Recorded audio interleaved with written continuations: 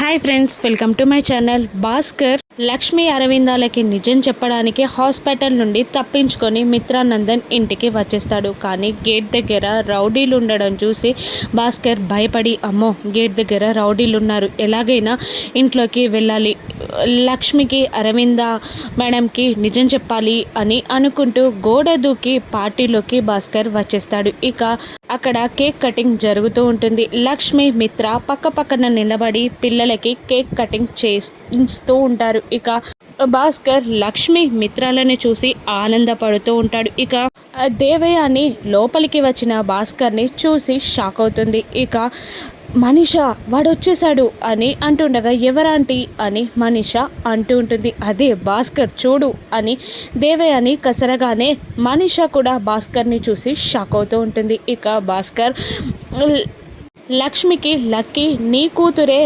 Lucky జున్ను కవల పిల్లలన్న నిజం చెప్పేస్తాడా?